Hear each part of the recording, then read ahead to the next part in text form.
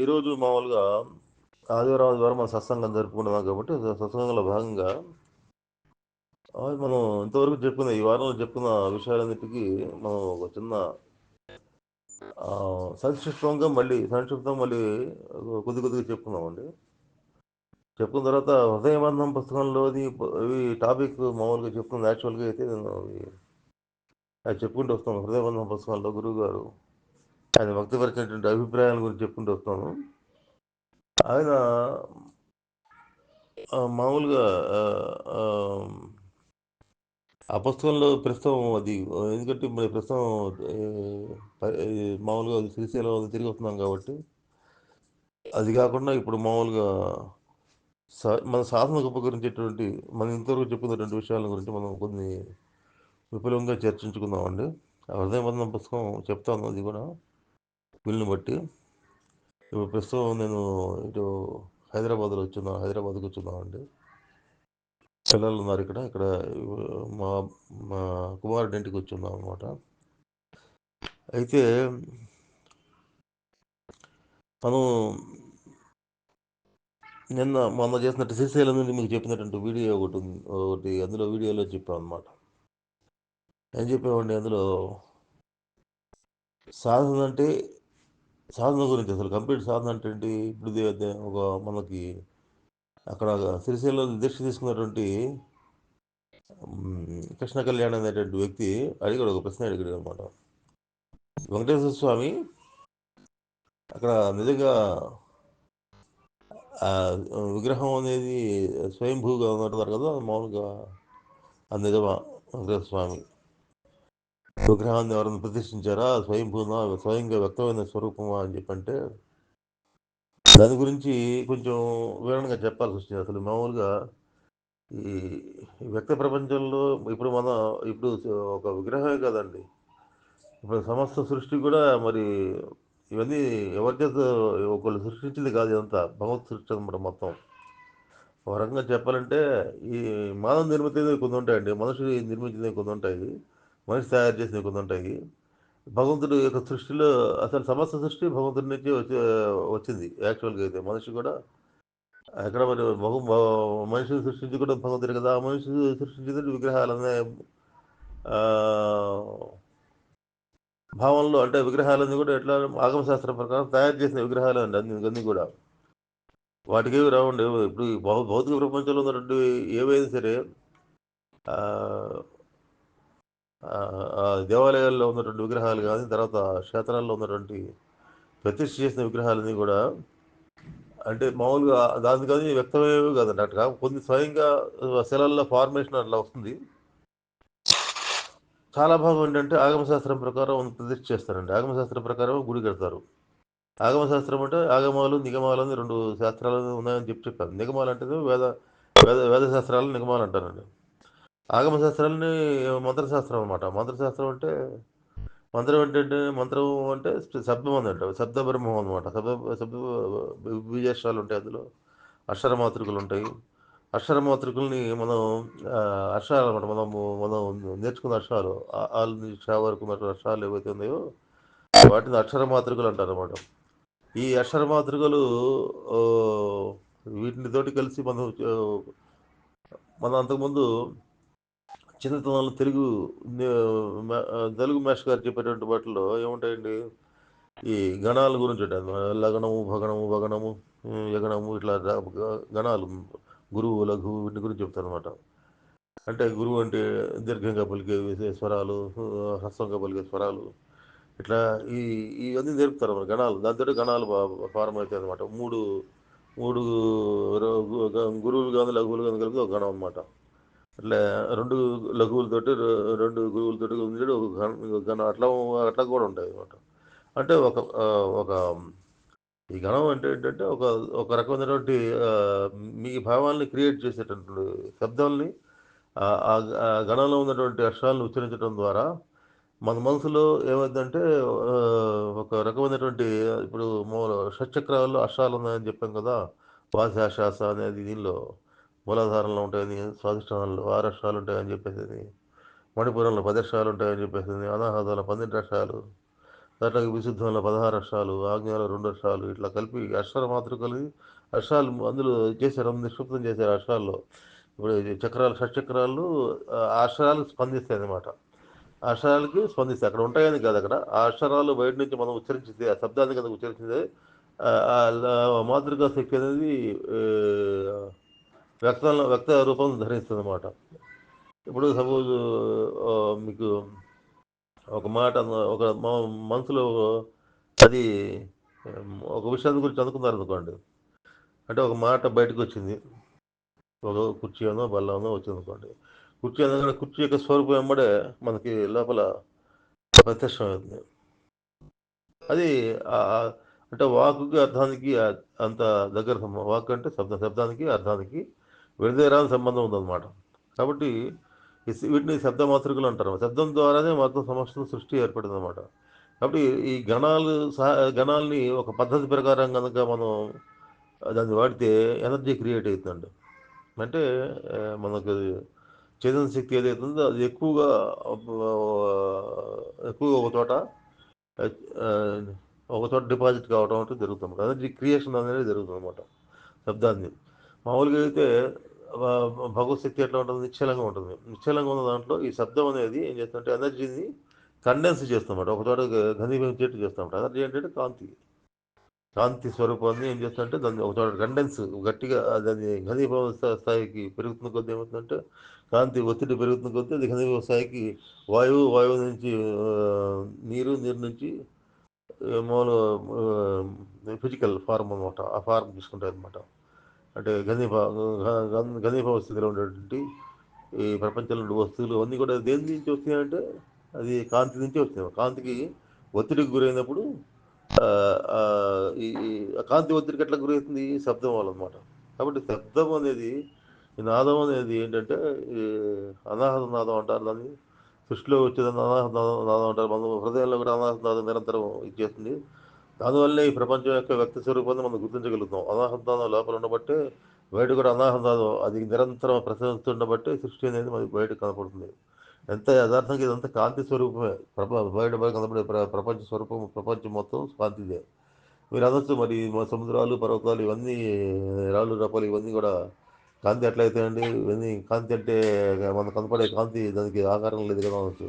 కానీ కాంతి యొక్క కాంతిని బాగా కండెన్స్ దగ్గరగా వచ్చినప్పుడు ఎలక్ట్రాన్స్ అన్ని బాగా దగ్గరగా ఆ, అణువులన్నీ దగ్గరగా వచ్చినప్పుడు అదేమవుతుందంటే అది ఫిజికల్ ఫారం తీసుకుంటుందండి.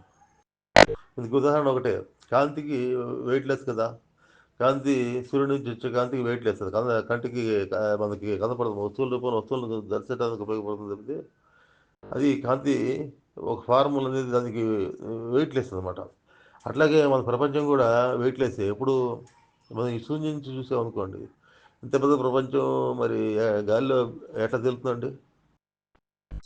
మీరు చూడండి, సైంటిస్టులు ప్రూవ్ చేశారు కదా, భూమి శూన్యంలో వేలాడుతుంది, గ్రహాలన్నీ శూన్యంలో తిరుగుతాయని చెప్పి చుట్టూ దానికి ఏదో గురుత్వాకర్షణ శక్తి అని అది ఆకర్షణ శక్తి కారణంగా ఇవన్నీ తిరుగుతున్నాయని చెప్పేసి. ఇన్ని నక్షత్రాలకి వీటికి బేస్ ఏమైనా ఉందా వీటన్నిటికీ? ఏమీ లేదు కదా. భూమిలో ఇంత పెద్ద ఇన్ని పెద్ద భవనాలు ఇవన్నీ కట్టుకుంటున్నాం మనం. భవనాలు కానీ నగరాలు కానీ ఇవన్నీ ఏర్పడ్డాయి. నగరాలు గ్రామాలు ఇవన్నీ ఇంత పెద్ద భూమి శూన్యంలో ఎట్లా తేలుతుందండి. నిజంగా కనుక వెయిట్ ఉన్నట్టుగా ఆ, ఆ, వీటన్నిటికీ మనకున్న ఫిజికల్ ఫారం ఏంటంటే అన్ని ఇంత ఘన పదార్థాలన్నీ వెయిట్ ఉంటాయని చెప్పేసి మీరు అనుకున్నట్టయితే శూన్యంలో ఇంత ఘన పదార్థం ఎట్లా తెలుస్తుంది. ఒక చిన్న బిల్డింగ్ ఒక రాయిని ఒక గంట సేపు నిలబెట్టాలన్నా కూడా ఎంతో పవర్ ఉపయోగించాలి కదా మనం దానికి. మరి శూన్యంలో ఏ పవర్ దీన్ని నిలబెట్టేటువంటిది. కాబట్టి ఏంటంటే ఇదంతా కాంతి యొక్క సూర్యుడు కానీ, సూర్యుడు కూడా ఏంటి, సూర్యుడు భగవంతుడి యొక్క కాంతిని బాగా ఆ, ఒక చోట చేరటం వల్ల కదిలించడం వల్ల సూర్యుడు అనేవాడు ఏర్పడ్డాడు. సూర్యుడు అనేది దైవశక్తి అనేది ఏర్పడింది అనమాట. భగవంతుడి నుంచి వచ్చిందే సూర్యశక్తి కూడా. మరి సూర్యుడు అనేవాడు భగవంతుడి నుంచి వచ్చినటువంటి స్వరూపమే సూర్య భగవాన్, ప్రత్యక్ష నారాయణ అంటారు అనమాట. అలాగే సూర్యుడి కాంతి చంద్రుడికి పోతుంది. చంద్రుడి మీద పడి చంద్రుడు కూడా ప్రకాశిస్తుంటారు. అక్కడ కూడా మనకి ఈ చంద్ర కాంతి కూడా తిథుల ప్రకారం జరుగుతూ అట్లా వస్తుంటుంది అన్నమాట. సూర్యగమనాన్ని అనుసరించి ఉంటుంది. చంద్రగమనాన్ని భూమి ఇవన్నీ తిరుగుతుంటాయి. మరి ఈ శూన్యంలో ఎట్లా తిరుగుతున్నాయండి ఇవన్నీ. కాబట్టి ఈ ఈ బయట మనకు కనబడే ప్రకృతి మొత్తం కూడా భగవంతుడి నుంచి వచ్చింది. అదంతా కాంతి స్వరూపమే. కాంతి నుంచి వచ్చినటువంటి లైట్ ఎనర్జీ అనమాట. ఈ లైట్ ఎనర్జీ అనేది భగవంతుడి యొక్క యథార్థ స్వరూపం అనమాట. మనం మనకు కూడా ఏంటంటే ఈ ఈ మనం ఆ స్థితి నుంచి ఆత్మస్థితిలో ఉన్నప్పటికీ కూడా మనం క్రమక్రమంగా ఈ పంచభూతాలు సహాయంతో పంచభూతాలు ఏం చేస్తాయంటే బాహ్య సృష్టిని మనకి ఏర్పరిచి చరాచర జగత్తుని ఏర్పరిచి మనిషి కూడా ఫిజికల్ ఫారం రావడానికి లోపల ఉన్నటువంటి శక్తి కారణం. మనకున్నటువంటి ఆత్మ మామూలు జీవాత్మ ఏం చేస్తుందంటే మామూలుగా పుట్టుక ఎట్లా జరుగుతుందండి, అందులోకి ఆత్మ ప్రవేశించి శరీరాన్ని తయారు చేసుకుంటుంది. ఇది పంచభూతాల సహాయంతో శరీర నిర్మాణం చేస్తుంది. శరీర నిర్మాణం చేసి కొంత శక్తి ఏమో శరీరాన్ని ఆపరేట్ చేస్తూ ఉంటుంది, కొంత శక్తి ఏమో మూలాధారంలో ఉంటుందని చెప్పుకుందాం మనం. ఆ మూలాధారంలో ఉండేదాన్ని కుండలిని శక్తి అంటారు అనమాట. ఆ కుండలిని శక్తి యాక్టివేట్ అయినప్పుడు మీకు అది సూక్ష్మ స్థాయిలోకి అంటే మన యథార్థ స్థితికి దగ్గరగా తీసుకెళ్తుంది అనమాట. దాని కనుక మనం ఆ శక్తి కనుక సరెండర్ అయితే అది ఏం చేస్తుందంటే బాహ్యంగా బాహ్య ప్రపంచంలో వాటిని వదిలేసినప్పుడు, వాటి ఆకర్షణలు వదిలేసినప్పుడు అది క్రమక్రమంగా ఏంటంటే ఈ కుండలిని శక్తి అంతర్ముఖ ప్రయాణం మొదలుపెట్టేది నిన్ను ఈ సూక్ష్మ స్థాయిలో ఉండేటువంటి భగవంతుడి యొక్క శక్తిని మీకు పరిచయం చేస్తుంది అనమాట. అంటే దానికి ఏం చేయాలని చెప్పారు, దానికి ఒక అష్టాంగ యోగం చెప్పారు. పద్ధతుల మహర్షి ఏం చెప్పారంటే అష్టాంగ యోగం చెప్పారు అనమాట. అంటే మనసు దేనివల్ల బంధించబడుతుంది, మనసు అనేటువంటి ఆకర్షణలు దేనివల్ల కలుగుతుంది, ఆకర్షణలు తొలగించే ప్రయత్నం చేయాలన్నమాట. ఫస్ట్ మనిషి దేనికి ఆకర్షించబడుతుంది అంటే మనకు ఇష్టమైన మనసు ఇంద్రియాలకి ఇష్టమైన పనులు చేయటం వల్ల మనసు దానిలో ఇంకా మన పొద్దుగులు ఇంద్రియాలు ప్రలోభానికి లోనవుతారు. ఇంద్రియాలకు సంతోషపెట్టడానికి మనం ప్రతి ఒక్కరు ప్రయత్నం చేస్తుంటాము. కాబట్టి ఈ ఇంద్రియాల పట్టు సరళటానికి, తర్వాత మనసు యొక్క మనోదాసనానికి ఏది ఉపయోగపడుతుంది అష్టాంగ యోగాలు చెప్పారు బాబు. యమము నియమము యమ నియమ ఆసన ప్రాణాయామ ప్రత్యాహార ధారణ ధ్యాన సమాధులని క్రమ పద్ధతిలో మనసుని విముక్తం చేయటం, మనసుని లేకుండా చేయటం అనేది మనసు పనిచేస్తున్నంతకాలం మీరు బాహ్య ప్రపంచంలోనే మీరు ఉంటారు. ప్రతి ఒక్కరు కూడా బాహ్య ప్రపంచంలో ఉంటారు అనమాట. కాబట్టి మనసు మనసు లేని స్థితి ఏదైతే ఉందో అది ఆత్మస్థితి అనమాట. అంటే ఆ ఆత్మస్థితికి మనం తీసుకెళ్ళడానికి అష్టాంగ యోగాన్ని ప్రాక్టీస్ చేయాలన్నమాట. యమంలో 5 భాగాలు ఉంటాయని అంతకుముందు చెప్పాము. సత్యం, అహింస, సేమ, పరిగ్రహం, సత్యము, అహింస, అస్థేయం, అపరిగ్రహము, బ్రహ్మచర్యం అని చెప్పి 5 అంగాలు ఉంటాయండి. అట్లా నియమంలో కూడా 5 అంగాలు ఉంటాయి. అంటే ప్రపంచంలో మనం ఉన్నప్పుడు ఏ రకంగా ప్రవర్తించాలని నియమం చెప్తుందండి. తర్వాత నియమం అంటే వ్యక్తిగతంగా మనం ఏ రకంగా ఉండాలి, వ్యక్తిగతంగా మనం ఎలా ఉండాలి, సంతోషంగా ఉండాలి, ఈశ్వర ప్రేరణ భగవంతుడిని నమ్మి ఈశ్వరుడికి సమర్పణ భావంతో ఉండాలి. తర్వాత స్వాధ్యాయం చేయాలి. ముందు నియమాలు మనం పాటించాలి. నియమాలు అవి కూడా 5 ఉన్నాయండి. శౌచము, అంత శౌచం బాహ్య శౌచంగా ఉండడం, లోపల మనసులో మనసు మంచి ఆలోచనలు చేయడం ఒకటి అంత శౌచం. అంటే బయట బాహ్య పరిస్థితుల్లో కూడా శుభ్రంగా పెట్టుకోవడం, మనసు చెంచి వికలం కాకుండా మంచి ఆ, వస్త్రాల దగ్గర నుంచి ఇల్లు దగ్గర నుంచి అన్ని శుభ్రంగా ఉంచుకోవడం, ఇవన్నీ పరిసరాల శుభ్రత అనేది దీనికి శౌచం కిందకు వస్తుంది అనమాట. కాబట్టి ఈశ్వర ప్రణామము, స్వాధ్యాయము, ఆ, సంతోషంగా ఉండటం, ఇవన్నీ కూడా నియమాల కిందకు వస్తాయండి. నియమంలో 5 అంగాలు ఉన్నాయి. అందులో కూడా యమంలో 5 అంగాలు. ఇవన్నీ మొట్టమొదటి పాటించాల్సినవి. మనసుని కంట్రోల్ చేయడానికి, మనసుని లేకుండా చేసుకోవడానికి, మనసు పట్టు నుంచి మనం బయటపడాలంటే ఇవన్నీ పాటించాల్సినటువంటి ప్రతి సాధకుడు పాటించాల్సినటువంటి నియమాలు అనమాట. నియమాలు అంటారు అనమాట. ఈ మొదటి మెట్లు అన్నమాట. ఈ మెట్లు ఎక్కకుండా, ఈ మెట్టు దాటకుండా ఎవరు కూడా లోపల అంతా ప్రయాణం చేయలేరు. లోపలికి ప్రయాణం ఎవరు చేయలేరు అన్నమాట. కాబట్టి 18 మహర్షి వీటికి మొట్టమొదటిలో యమ నియమాలకి ఎక్కువ ఫస్ట్ స్టెప్ కింద పెట్టారు అన్నమాట. యమ నియమ ఆసనం. తర్వాత ఏం చేయాలి, మనం మనసులో చలనాలు ఆపాలంటే మనం ఇంద్రియ చలనాలను ఆపాలి. తర్వాత మనసు శరీరం ద్వారా చేసే మూమెంట్స్ ఆపాలన్నమాట. కాబట్టి శరీరం ద్వారా కదలకుండా కూర్చునేటంటే ఒక గంట సేపు కానీ 2 గంటలు కానీ కదలకుండా కూర్చునేటువంటి ఆసన స్థితి అనేది కావాలన్నమాట. స్థిరంగా కూర్చోవటం అనేది ఆ, అలవాటు చేసుకోవాలి. శరీరం మనసు మొత్తంలో కంప్లీట్ చలనాలు మొత్తం ఆపాలన్నమాట. ఆపినప్పుడే నీకు ఆ, ఆ, యథార్థ స్థితి అనేది బోధపడుతుంది. అంటే ఆ యథార్థ స్థితిని కప్పేస్తుంది ఏంటంటే మనసులో ఆలోచనలు, ఈ స్థూల శరీరంతో ఉన్నటువంటి శరీరం పట్ల ఉన్నటువంటి మనకు ఆకర్షణ శరీరం నేననుకున్నాడు ప్రతి ఒక్కడు అనమాట. కాబట్టి శరీరంలో చేసే శరీరంతో జ్ఞానేంద్రియాలతో కర్మేంద్రియాలు చేసేటువంటి సమస్తమైనటువంటి ఆలోచనలు ఫస్ట్ ఆపాలన్నమాట. ఆపడానికి ఆపితేనే నీకు యథార్థం బోధపడుతుంది అనమాట. అంటే మనస్సు ద్వారా చేయబడేటువంటి జ్ఞానేంద్రియాల ద్వారా తెలుసుకుంటున్నటువంటి సమస్త సమాచారాన్ని ఫస్ట్ ఆపినప్పుడు మాత్రమే నీకు యథార్థంగా లోపల ఆ చైతన్య శక్తి లోపలికి వెళ్ళడానికి మార్గం సుగమమవుతుంది అనమాట. కాబట్టి ఫస్ట్ ఏం చేయాలి? ఆసన స్థితి కావాలి. యమ నియమ ఆసన. తర్వాత ప్రాణాయామం. ప్రాణాయామం అంటే ఈ ఈ మామూలుగా శ్వాస ప్రక్రియ మనకు నిరంతరం నడుస్తుంటుంది అన్నమాట. శరీరంలో శ్వాస ప్రక్రియ నిరంతరం నడుస్తుంటుంది.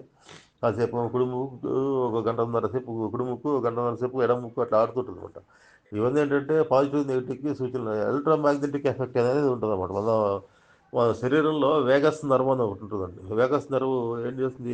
ఈ ఈ మామూలుగా శరీరంలో కూడా ఈ శ్వాస ప్రక్రియల ద్వారా కుడి ముక్కు ఎడమ ముక్కు అంటే సూర్యనాడి చంద్రనాడి అంటారు. ప్లస్ పాజిటివ్ నెగిటివ్ అనమాట.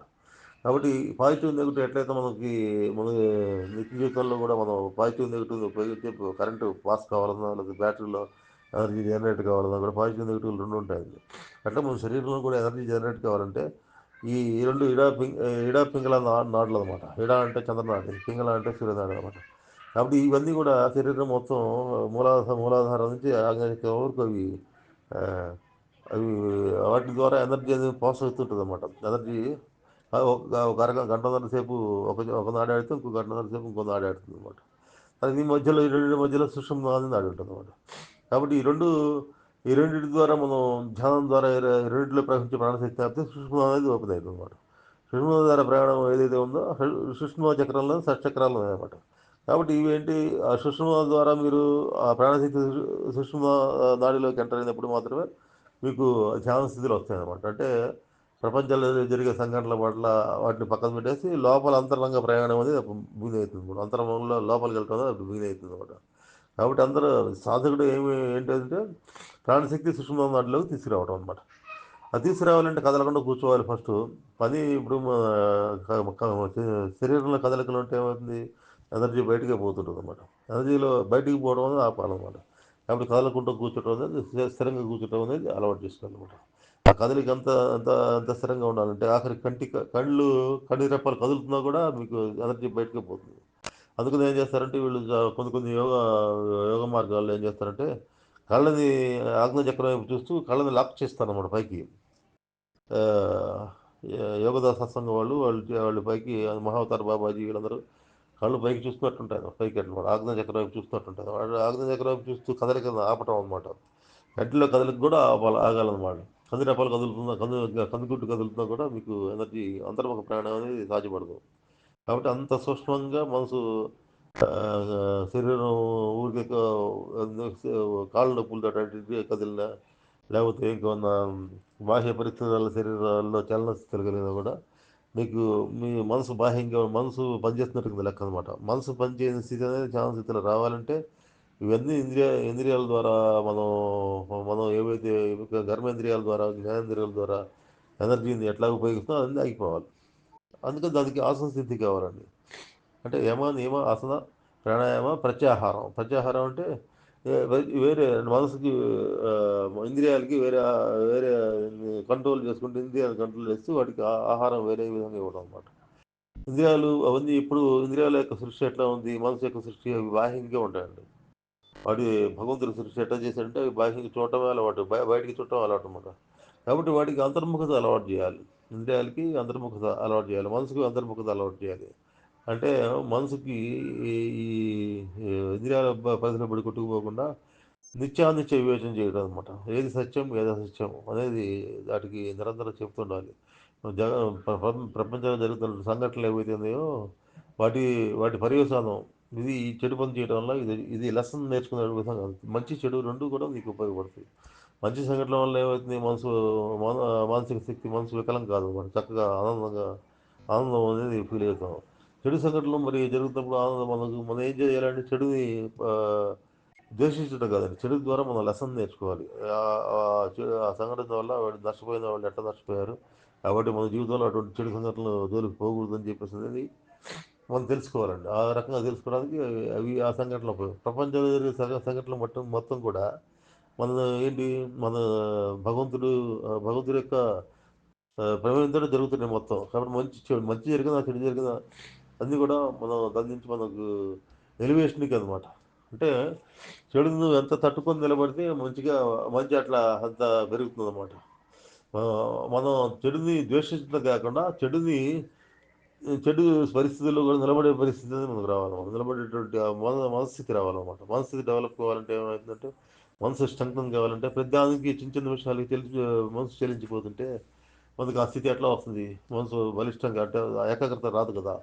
ఏకాగ్రత రావాలంటే చెడు సంఘటనలకి, మంచి సంఘటనలకి కూడా పొంగిపోకుండా, మంచి సంఘటనలు పొంగిపోకుండా, చెడు సంఘటనలు కుంగిపోకుండా ఉండేటువంటి ఆ మనస్థితి మనిషికి రావాలి. వచ్చినప్పుడు అంటే ఏకాగ్రత చేసే పని మీద ఏకాగ్రత చేయటం, వర్తమానంలో ఉండి చేసేటప్పుడు వస్తుందన్నమాట. అలా కాకుండా మనం పొద్దుగుకులు జరిగిపోయే సంఘటనలు తలుచుకుంటూ, జరగబోయే విషయాలను ఆలోచిస్తూ భయపడుతూ ఇవన్నీ ఏంటంటే మిమ్మల్ని ఏంటంటే సత్వస్థితికి రానివ్వండి అవి. ఇప్పుడు జరిగిపోయిన సంఘటనలు తలుచుకుంటే ఏమవుతుంది మన కోపము, రాగము, ద్వేషం ఇవన్నీ వస్తాయన్నమాట. జరగబోయే విషయాల్ని తలుచుకుంటున్నాం అనుకోండి, జరగబోయే విషయాలు తలుచుకుంటే అవి మనకి భయాలు వస్తాయి. నెక్స్ట్ ఏమవుతుంది ఏంటిది భయం క్రియేట్ చేస్తుంది అనమాట. కాబట్టి భవిష్యత్తులో జరగబోయే విషయాల్ని వదిలేయాలి. అట్లాగే జరిగిపోయిన విషయాల్ని వదిలేయాలి. వర్తమానంలో ఉంటే మనకి ఏదైతే పని భగవంతుడు అప్పచెప్పాడో అది మనకి ఈ జన్మ ఇచ్చిన తర్వాత మనం చేయాల్సిన కర్తవ్యాలు ఉంటాయి కదా!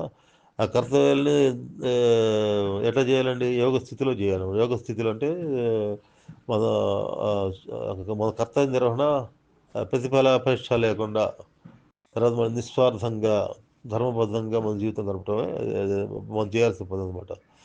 ఎందుకది మనకి భగవంతుడు ఏం చేశాడంటే భగవంతుడు మనకి ఏ శక్తులు ఇచ్చాడంటే ఇంద్రియ శక్తులన్నీ భగవంతుడు ఇచ్చాడు. మన బుద్ధి, చిత్త, అహంకారాలు ఇవన్నీ వీటన్నిటికి మూలం వీటన్నిటి పనిచేయడానికి మూల శక్తి ఎక్కడి నుంచి వచ్చిందంటే భగవంతుడు ఇచ్చిందే. కాబట్టి ఈ ప్రతి ఒక్కళ్ళు భగవంతుడి శక్తిని వాడుకుంటున్నాం. మన మనసు మనోశక్తిని, శారీరక శక్తిని అన్నీ వాడుతున్నాం. ఈ శక్తి అంతా ఎక్కడి నుంచి వచ్చిందంటే భగవంతుడి నుంచి వచ్చింది. భగవంతుడి యొక్క స్వభావం ఏంటండి? భగవంతుడి యొక్క స్వభావం ఏంటంటే పరోపకారం. ఆయన అవ్యాజ్యమైన ప్రేమతత్వం భగవంతుడిది. కాబట్టి మనకు ఆయన ఇచ్చిన శక్తిని మనం ఎందుకు వాడాలండి? ఆయన ఏర్పాటు చేసిన ఆయన సృష్టించినటువంటి జగత్తులో ఉన్నటువంటి జీవులకి మనం సాధ్యమైనంత వరకు సేవ అనమాట. ప్రతి ప్రపంచంలో ప్రతి వస్తువు కూడా ప్రతి ఒక్కళ్ళు కూడా ఈ సేవ ద్వారా తరించాల్సిందే. సేవ చేయటం ద్వారా తరించాలన్నమాట. ఇప్పుడు చెట్లు తీసుకోండి, వాటి ఫలాలను అవి తినవు. నదుల నీళ్ళు వాటి నీళ్ళు అవి తాగవు. పరోపకారార్థం ఇదం శరీరం అన్నారు. అందుకు మన ఋషులు ఏం చెప్పారు? పరోపకారార్థం ఇదం శరీరం అంటే పరోపకారార్థం కోసం ఈ శరీరం ఉంది అని చెప్పేసి చెప్పారనమాట. భగవంతుడు సృష్టించింది ఈ శరీరాన్ని ఇంత తెలివిగల ఇన్ని రకాలైనటువంటి శక్తులతో కూడిన శరీరాన్ని భగవంతుడు మనకి ఇచ్చింది కూడా కారణం ఏంటంటే మన సృష్టికి సహాయపడతారని ఉద్దేశం. తన సృష్టించిన జగత్తులో ఈ జీవులు మానవులు ఉచ్చకోడికి సంబంధించినటువంటి జీవులు అనమాట. వీళ్ళకి బుద్ధి అనేది ఉందన్నమాట, తెలివితేటలు అనమాట, ప్రారంభాన్ని మార్చుకునే శక్తి వీళ్ళకి ఉందన్నమాట. కానీ మనం ఏం చేస్తున్నామంటే ప్రారంభ కర్మలను ఇంకొంచెం ఎక్కువ చేసుకుంటున్నాం అనమాట. భగవంతుడి ఇచ్చే శక్తిని ఏం చేస్తున్నాం? దైవశక్తి ఏదైతే ఉందో భగవంతుడి ఇచ్చే శక్తి దైవశక్తి కదా! ఆ దైవశక్తిని ఏం చేస్తున్నాం అంటే మన దైవ కార్యాలుగా ఉపయోగించాలి. అంటే మనం ఈ పరహితం కోసం ఉపయోగించాలన్నమాట. పరహితం కోసం ఉపయోగించకుండా ఎవరైతే స్వార్థానికి ఉపయోగిస్తారో అంటే డబ్బుల సంపాదనకి, పేరు ప్రతిష్టలు, 10 మంది మీద ఆధిపత్యానికి వీడు ఎప్పుడైతే మనిషి ఆ శక్తిని వాడతాడో అప్పుడు భగవంతుడు కృప అనేది వాడికి ఉంటుందన్నమాట. భగవంతుడు వదిలేస్తాడు ఇంకా. భగవంతుడు ఎందుకంటే ఆయన చూపించిన మార్గం వీడు నడవనప్పుడు ఏం చేస్తాడు? ఇంకా కర్మ ఫలాలు అనుభవించాల్సి వస్తున్నాడు. మంచి పని చేస్తే మంచి పనులు చేశాను నేను అనుకుని మంచి పని చేశాను అనుకోండి, ఆ గుడికి వెళ్ళి టెంకాయలు కొట్టేస్తాడు. వస్తే దాని తగ్గ ఫలితం ఇస్తాడు అనమాట. అట్లా ఇంకో ఎవరికో ఎవరినో తిడతాడు, దాని తగ్గ ఫలితం కూడా వాడు అనుభవించాల్సి వస్తుంది. అంటే భగవంతుడిని భక్తులని ఎప్పుడు అంటారు? భగవంతుడి యొక్క లక్షణాలు ఏవైతే ఉన్నాయో నీ జీవితంలో వాడు ప్రతి సంఘటనలో వ్యక్తం కావాలి వాడు.